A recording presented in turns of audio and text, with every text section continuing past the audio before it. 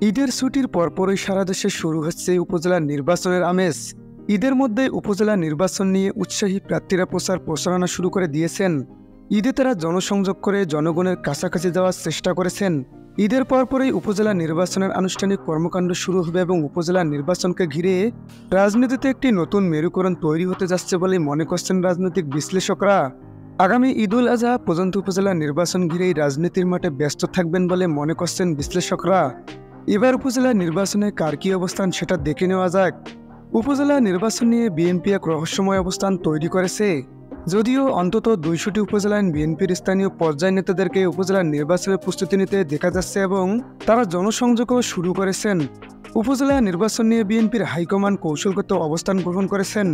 তারা আনুষ্ঠানিকভাবে উপজেলা নির্বাচন বর্জন বা অংশগ্রহণ কোনো কিছুই বলছেন না, বরং যারা অংশগ্রহণ করেছেন তারা স্বতন্ত্র হয়ে অংশগ্রহণ করলে দলগতভাবে বিষয়টিকে উপেক্ষা করার নীতি গ্রহণ করা হয়েছে। ফলে উপজেলা নির্বাচনে বিএনপি অংশগ্রহণ করছে। তবে মজার ব্যাপার হলো যে আওয়ামী লীগের মতো বিএনপি নেতারা উপজেলা নির্বাচনে ফ্রি স্টাইলে অংশগ্রহণ করছে না।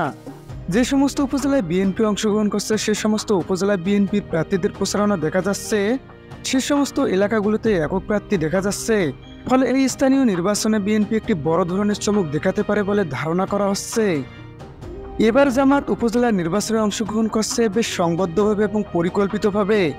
তারা ঢালাওভাবে সব উপজেলায় অংশগ্রহণ না করে যেখানে যেখানে তাদের শক্ত ভিত্তি রয়েছে সে উপজেলাগুলোকে বেছে নিয়েছে।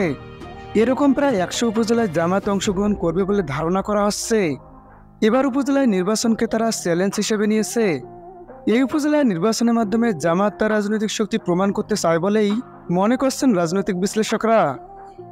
উপজেলা নির্বাচনে আওয়ামী লীগ দলীয় প্রতীক ব্যবহার করছে না।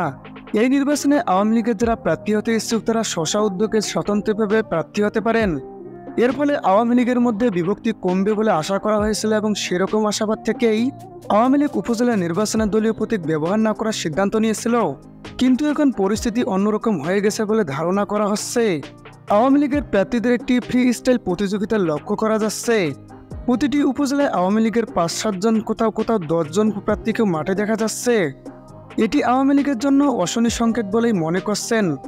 যদিও দলটির পক্ষ থেকে মন্ত্রী এবং এমপিদেরকে উপজেলা নির্বাচন থেকে দূরে থাকার পরামর্শ দেওয়া হয়েছিল, কেউ যেন কোনো প্রার্থীকে সমর্থন না দেয় সেরকম বক্তব্য দেওয়া হয়েছে।